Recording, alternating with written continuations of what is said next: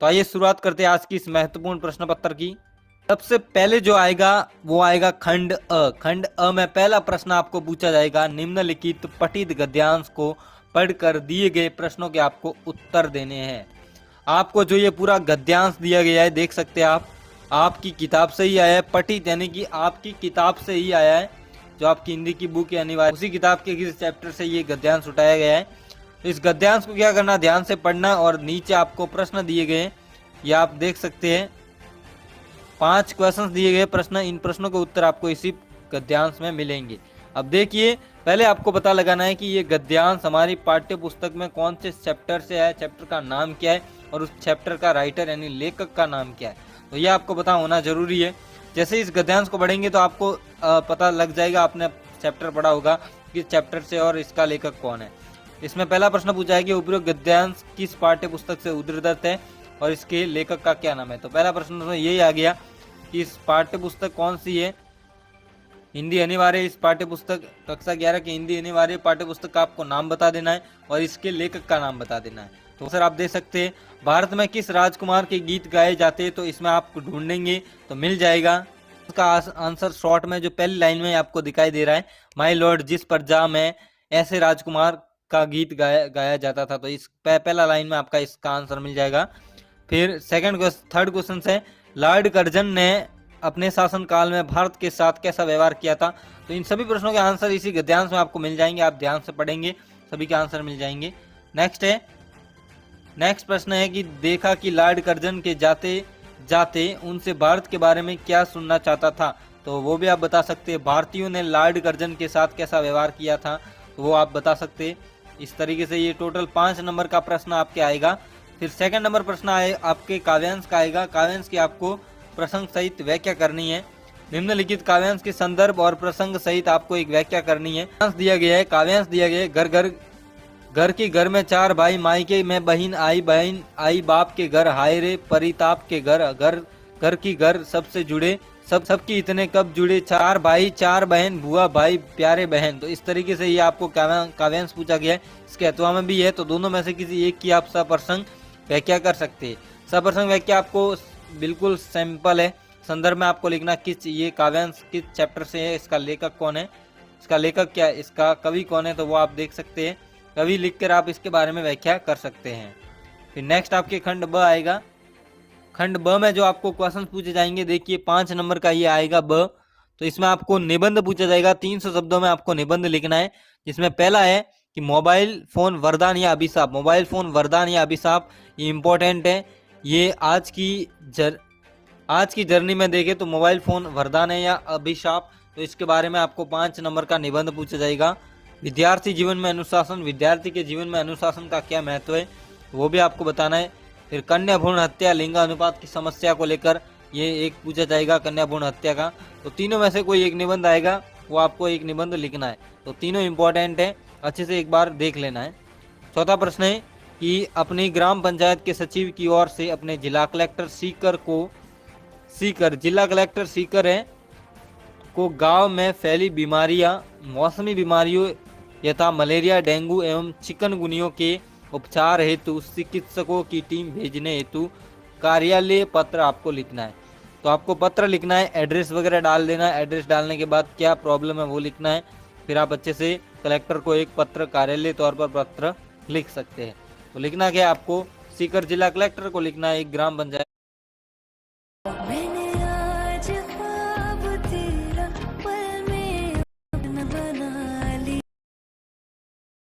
पंचायत के सचिव की ओर से। तो आपको सचिव है और जिला कलेक्टर को एक पत्र लिखना, सीकर के जिला कलेक्टर को, और हमारे गांव में ये बीमारियां फैली हुई है, तो इस मौसमी बीमारियां है जिसको चिकित्सकों की टीम भेजी जाए उपचार के लिए। इस तरीके से लिख सकते हैं। इसके अथवा में है कि जिला कलेक्टर उदयपुर की ओर से राजस्व सचिव राजस्थान सरकार को स्वच्छता अभियान हेतु बजट स्वीकृत जारी करने हेतु शिकायत सरकारी पत्र लिखना है। इसमें भी आपको पत्र लिखना है कि जिला कलेक्टर उदयपुर की ओर से लिखना है, राजस्व सचिव मानते हुए जिला कलेक्टर उदयपुर की ओर से आपको लिखना है राजस्थान सरकार को स्वच्छता हेतु अभियान बजट स्वीकृत जारी करने हेतु, ये भी आप लिख सकते हैं। नेक्स्ट है अपने शहर की अनियमितता बिजली कटौती पर समाचार पत्र को प्रेषित करते हुए एक रिपोर्ट तैयार करनी है। तो तो आप रिपोर्ट तैयार कर सकते हैं जिसमें शहर की अनियमितता, बिजली में कटौती की जा रही है। उस समाचार पत्र को प्रेषित करते हुए आपको एक रिपोर्ट है वो लिखनी है। तो 4 नंबर की रिपोर्ट है, 4 नंबर का आपके पत्र है और 5 नंबर का आपके निबंध है। तो इस तरीके से आप ये कर सकते हैं।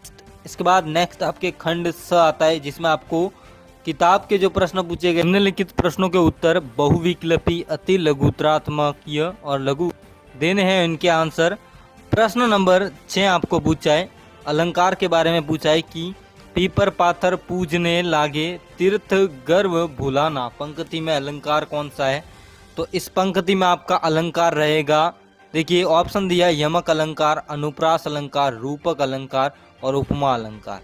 तो इस पंक्ति में देख सकते हैं पीपर पाथर पूजन लागे, पूजने लागे, इस पंक्ति का आंसर होगा, इसमें अलंकार है ब अनुप्रास अलंकार, इसका राइट आंसर हो जाएगा ब, इसका राइट आंसर है। नेक्स्ट है कि भारतीय गायिकाओं में बेजोड़ है। भारतीय गायिकाओं में बेजोड़ कौन है, मतलब गाने वाली बेजोड़ कौन थी?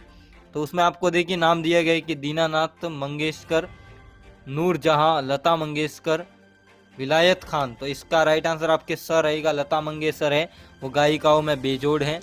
ऑप्शन नंबर स इसका राइट आंसर हो जाएगा। गलता लोहा कहानी में स्कूल का मॉनिटर कौन था? गलता लोहा जो कहानी है इसमें शिक्षक ने मॉनिटर बनाया था, उस मॉनिटर का नाम क्या था? रमेश, धनाराम, त्रिलोक सिंह या मोहन। इसका राइट आंसर आपके द होगा क्योंकि मोहन को है वो शिक्षक ने मॉनिटर बनाया हुआ था इस पाठ के अनुसार। नेक्स्ट 9 नंबर प्रश्न पूछा है कि स्पति क्षेत्र स्थित है। स्पति क्षेत्र है वो स्थित है, कहाँ स्थित है? तो उसका आंसर होगा, देखिए ये देखिए इसमें ऑप्शन दिया है कि मध्य प्रदेश, पंजाब, हिमाचल प्रदेश और बिहार। तो ये स्पति क्षेत्र है वो घाटियों में स्थित है, यानी कि हिमाचल प्रदेश में स्थित है। हिमाचल प्रदेश की सुनहरी घाटियों में स्पति का प्रदेश स्थित है, क्षेत्र है। तो इसका ऑप्शन है वो स राइट आंसर हो जाएगा, हिमाचल प्रदेश। आपको पूछा है कि लॉर्ड कर्जन भारत में ब्रिटिश सत्ता का वायसराय था, तो कब से कब तक ये वायसराय था उनका? तो देखिए ऑप्शन दिया है कि 1899 से 1904, 1899 से 1905 या 1904 तक, इनमें से कोई नहीं। तो देखिए हकीकत में इनका वायसराय की बात करें तो 11 जनवरी 1859 से 20 मार्च 1925 तक इनका वो वायसराय रहा था, जिनमें देखिए तो इनमें से कोई नहीं है। ऑप्शन नंबर द इसका राइट आंसर होगा, इनमें से कोई नहीं। तो ये तीनों ऑप्शन गलत है, द इसका राइट आंसर हो जाएगा। अफसर लोग उन पर बहुत विश्वास करने लगे थे, किस कारण मुंशी वंशीधर पर अफसर विश्वास करने लगे थे? किस कारण है मुंशी वंशीधर पर अफसर है वो विश्वास करने लगे थे? के आंसर को समझे तो जाड़े के दिन थे और रात का समय था। नमक के सिपाही चौकीदार सभी निंद्रा में मस्त थे और मुंशी वंशीधर को यहाँ आए अभी तक लगभग 6 महीने से अधिक न हुए थे, लेकिन इस थोड़े से समय में ही उन्होंने अपनी कार्यकुशलता, ऐसी कार्यकुशलता थी उनमें और उनके उत्तम विचारों से अफसरों को मोहित कर लिया और अफसर लोग उन पर बहुत विश्वास ट्रस्ट करने लग गए थे, बहुत विश्वास करने लग गए थे। तो ये इसका आंसर रहता है। नेक्स्ट प्रश्न है कि मास्टर त्रिलोक सिंह ने धनराम को क्या व्यंग्य वचन कहे थे? मास्टर है त्रिलोक सिंह, उसने धनराम को क्या व्यंग्य वचन कहे थे? मास्टर ने धनराम को क्या वचन कहे थे? तो देखिए आपको बताते हैं कि धनराम को 13 का पाड़ा मार खाने के बाद भी याद नहीं हुआ था। उस धनराम को 13 का पाड़ा नहीं आता था और बहुत सी मार खाने के बाद भी धनराम को 13 का पाड़ा याद नहीं हुआ। तो मास्टर त्रिलोक सिंह ने उसे कहा कि तेरे दिमाग में तो लोहा भरा है रे, लोहा भरा है रे, विद्या का ताप कहाँ लगेगा इसमें। अब इस कथन से उन्होंने धनराम को कोमल दिल में ऐसी छूट कि ये बात उसके दिल में भर गई थी, तो उसके दिल में ये बात भर गई थी कि तेरे दिमाग में तो लोहा भरा है रे, इसमें विद्या का ताप कहाँ लगेगा। तो यही व्यंग्य वचन कहे थे मास्टर ने। नेक्स्ट है कि स्पति में कितनी ऋतुएं होती है? ऐसे तो स्पति में मुख्य तौर से 2 ऋतुएं होती है। देखिए स्पति में 2 ऋतुएं होती है, वसंत और शीत ऋतु। वसंत ऋतु और शीत ऋतु या जून से सितंबर तक की एक अल्पकालीन वसंत ऋतु, शेष वर्ष में शीत ऋतु होती है। वसंत में जुलाई में औसत तापमान 15 डिग्री सेंटीग्रेड और शीत में जनवरी में औसत तापमान 8 डिग्री सेंटीग्रेड तक दर्ज किया जाता है। मुख्य तौर से 2 ऋतुएं होती है इसमें। नेक्स्ट है कि जेल में कवि भवानी प्रसाद मिश्र को सबसे अधिक किसकी याद आती थी और क्यों आती? तो देखिए, इस प्रश्न के आंसर की बात करें तो कवि के पिता गीता पाठ व व्यायाम करके नीचे आए होंगे होंगे तो उन्होंने अपने छोटे पुत्र भवानी की याद आई होगी। वह उस समय जेल में था और इसका वियोग के कारण उनकी आंखों में पानी आ गया होगा। कवि ने बताया कि उसके 4 भाई व बहन हैं जो इकट्ठे रहते थे, तो मतलब वो जेल में था तो उनकी याद आई थी इस तरीके से। उजड़ गई जो सूख की खेती, इसका क्या आशय? उजड़ गई जो सूख की खेती, इस कथन का क्या आशय है? इसको स्पष्ट करना आप बुक में देखकर इसको अच्छी तरीके से आशय को स्पष्ट कर सकते हैं। नेक्स्ट है, पथिक का मन कहाँ विचरना चाहता था? पथिक का मन है वो कहाँ विचरना चाहता था? देखिए, पथिक की बात करें तो पथिक का मन कहाँ विचरना चाहता था? पथिक के मन की बात करें तो इनका मन बहुत अच्छा था। इनका मन की बात करें तो मन कहीं जगह पे विचरना चाहता था।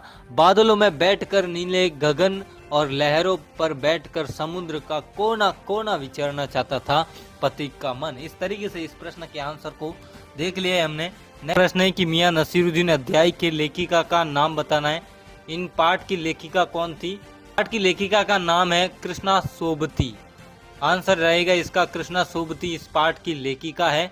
मियां नसीरुद्दीन नामक पाठ की लेखिका कृष्णा सोबती है। नेक्स्ट है, शिव शंभू के चिट्टे व्यंग रचना के लेखक का नाम बताना है। तो शिव शंभू के चिट्टे व्यंग रचना के लेखक का नाम बताए तो इनके लेखक का नाम है बाल मुकुंद गुप्त। इनके रचना के लेखक का नाम है। जैसे नेक्स्ट है कि गलता लौह कहानी के उद्देश्य को स्पष्ट करना है। तो इस तरीके से आप इसके कहानी को स्पष्ट कर सकते हैं। जो आपने पाठ पढ़ा है उस तरह की इसकी उद्देश्य क्या क्या है वो कहानी को स्पष्ट कर सकते हैं। 2 नंबर का ये प्रश्न है, आप अच्छे से स्पष्ट कर देना है। नेक्स्ट है, कुई का मुंह छोटा क्यों रखा जाता है? लिखिए, इसके बारे में लिखना है कि कुई का मुंह है वो छोटा क्यों रखा जाता है। काम करते हुए बेबी हालदार ने पढ़ना लिखना कैसे शुरू किया था उसके बारे में आपको बताना है। नेक्स्ट है कि श्री कृष्ण के प्रति मीरा की अटूट कृष्ण भक्ति को आपको समझाना है। मीरा की कृष्ण भक्ति की अटूट जो कृष्ण भक्ति थी उसको आपको विस्तार पूर्वक समझाना है। कवि के पिता ने अपने 5वें पुत्र को सोने पर सुहागा क्यों कहा? इस तरीके से इसको भी आपको समझाना है। अभिमान भरा आंखों में इसका किसानों की आंखों में इसका अभिमान भरा था, तो उस तरीके से आपको इसका समझाना है। तो वेरी इंपॉर्टेंट प्रश्न है ये, सभी के सभी महत्वपूर्ण प्रश्न है ये। सभी जिलों के पेपरों में आपको देखने को मिलेंगे किसी। नेक्स्ट है कि पथिक कविता में सूर्योदय वर्णन के लिए किस तरह के बिंबों का प्रयोग किया गया है? 2 नंबर का प्रश्न है, किस बिंब का प्रयोग किया गया है? तो उस तरीके से उस कविता के आधार पर सूर्योदय का वर्णन किया गया है, उसमें आपको पूरा समझा देना है। नेक्स्ट है, फिल्म निर्माण किसी तपस्या से कम नहीं है। पाथरे पांचाली फिल्म के संदर्भ में इस कथन को सिद्ध करना है। तो ये 2 नंबर का प्रश्न आप इसे सिद्ध कर सकते हैं। फिर आपको नेक्स्ट खंड में द वाले प्रश्न पूछे गए। खंड द में आपको 4-4 नंबर और 3-3 नंबर वाले प्रश्न पूछे गए हैं। इसमें पहला प्रश्न है, 28 नंबर प्रश्न है, मियां नसीरुद्दीन के चरित्र की विशेषताओं को स्पष्ट करना है। मियां नसीरुद्दीन की जो आपको पाठ में जो चरित्रताएं है उनकी विशेषताओं का वर्णन करना है। फिर नमक का दरोगा कहानी धर्म धन पर धर्म की विजय की कहानी को सिद्ध करना है। नेक्स्ट है कि आलो अंधारी पाठ के आधार पर बेबी हालदार के चारित्रिक विशेषताओं के बारे में आपको बताना है। ये नहीं तो इसके अथवा वाला भी कर सकते हैं। संगीत के क्षेत्र में लता मंगेशकर का स्थान निर्धारित करना है, कीजिए, तो वो भी आप बता सकते हैं। नेक्स्ट आपको पूछा है कि कवि भवानी प्रसाद मिश्र अथवा भक्तिमती मीरा का जीवन परिचय आपको देना है। और इसके बाद पूछा है कि लेखक सत्यजीत राय और मुंशी प्रेमचंद का जीवन कृतित्व आपको लिखना है। उनके क्या क्या कृतित्व थे वो आपको लिखना है। तो 3 नंबर का ये प्रश्न है। दोनों प्रश्न इंपॉर्टेंट है, इसमें मीरा भी इंपॉर्टेंट है, भवानी प्रसाद मिश्र इंपॉर्टेंट है, सत्यजीत राय और मुंशी प्रेमचंद ये सभी इंपॉर्टेंट है।